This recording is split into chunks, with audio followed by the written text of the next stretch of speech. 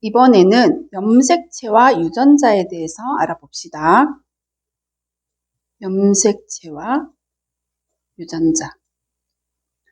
자, 우리의 세포는 대부분 핵이 있죠. 그리고 핵 주변에는 세포의 여러 일을 담당하는 기관들이 모여있는 세포질 부분이 있고요. 세포를 둘러싸고 있는 얇은 막, 세포막이 있어요. 이 세포막을 통해서 물질 교환이 이루어지고 있죠. 자, 이 핵 안에 들어있는 물질이 바로 이 염색체인데요. 자, 평상시에 이렇게 실처럼 이렇게 풀려 있어요. 자, 핵 안에 이렇게 실처럼 풀려 있는 걸 우리는 염색사라고 합니다. 자, 세포가 둘로 갈라지기 위해서는 일단 이 염색사가 이렇게 꼬이고 뭉쳐져서 막대 모양으로 변합니다. 자, 이렇게 막대 모양으로 변한 걸 우리는 염색체라고 하고요. 이 막대 모양으로 이렇게 꼬여서 뭉쳐진 막대기가 그대로 복제를 통해서 이렇게 두 가닥의 염색체를 만들게 됩니다. 그래서 각각의 가닥을 우리는 뭐라고 하느냐 하면 염색 분체라고 합니다. 그리고 우리의 세포 안에는 크기와 모양이 똑같은 이 염색체와 크기와 모양이 똑같은 염색체가 하나가 더 있습니다. 그래서 두 개가 쌍으로 세트로 이렇게 존재합니다. 크기와 모양이 똑같은 염색체 두 개, 쌍둥이처럼 똑같은 염색체 두 개가 쌍으로 존재하는데 이 한 쌍의 염색체를 우리는 상동염색체라고 하죠. 자, 이렇게 쌍으로 존재하는 이유는 하나는 엄마한테서 받은 거고 하나는 아빠한테서 받은 거라고 보면 됩니다. 부모로부터 받은 염색체 하나하나 두 개가 만나서 세트로 한 쌍 있다. 자, 그리고 이 염색체는 구성이 DNA와 단백질로 구성이 되어 있습니다. 그리고 이 DNA는 유전자라는 것이 들어있는데요.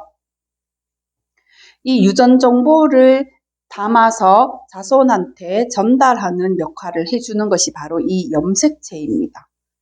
그래서 하나의 염색체는 이렇게 두 가닥의 염색 분체, 요 한 가닥이 DNA 복제를 해가지고 똑같은 DNA 구조를 가지고 있는 두 가닥의 염색 분체로 형성되어 있고 이 염색체가 똑같은 모양이 두 개가 같이 쌍으로 존재한다. 이걸 우리는 상동염색체라고 한다. 자, 그러면 이 DNA라는 것은 유전 물질인데 이 DNA가 생물의 특징을 결정하는 여러 가지 유전 정보를 저장하고 있고 이 DNA에 저장되어 있는 이 각각의 유전 정보들을 우리는 유전자라고 합니다. 그래서 하나의 DNA 안에는 무수히 많은 유전자가 들어있다. 우리가 뭐 쌍꺼풀이 있다 없다라는 결정하는 유전자, 뭐 머리카락이 직모다 곱슬머리다 하는 뭐 이런 걸 결정해주는 유전자 이런 것들이 DNA 안에 다 들어있다고 보면 됩니다.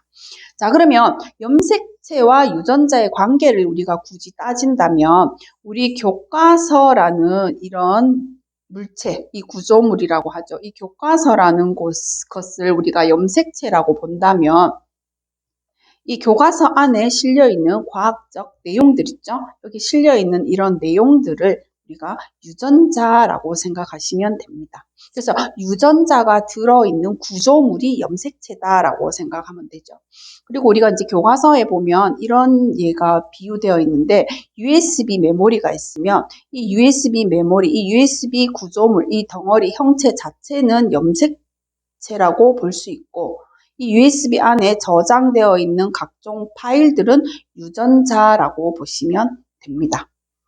자, 이렇게 핵 안에는 염색체가 들어있고요. 이 염색체 안에는 유전 정보를 담아서 전달하는 역할을 하고 이 유전 정보가 들어있는 것을 우리가 DNA라고 합니다. 염색체는 DNA와 단백질로 구성이 되어 있다. 자, 그리고 우리가 염색체는 생물의 종에 따라서 염색체의 수와 모양이 다 달라지는데 같은 종의 생물에서는 생식세포를 뺀 모든 세포에서 염색체의 수가 같습니다. 그래서 사람을 예를 들면은 우리 사람의 몸을 구성하는 염색체는 총 몇 개가 있느냐면 46개의 염색체가 있어요. 즉 23쌍 쌍둥염색체가 존재하니까 크기와 모양이 똑같은 염색체 2개가 세트로 존재하니까 46개면은 총 23쌍의 쌍둥염색체가 들어있다라고 보면 되는 거죠. 그래서 가와 나의 둘 다 사람의 염색체를 지금 구성을 그려놓은 그림인데요.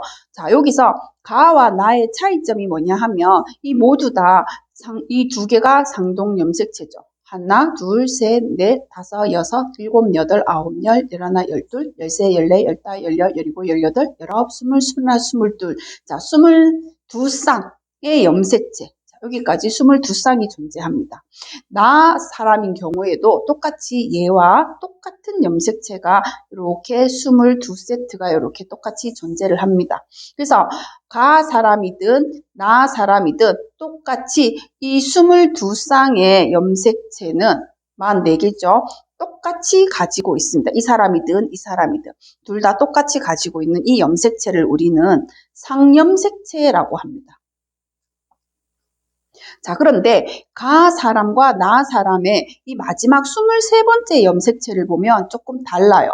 나 경우에는 같은 모양의 염색체가 2개 세트로 존재하고 가 사람의 경우에는 서로 다른 모양의 염색체가 세트로 존재를 합니다.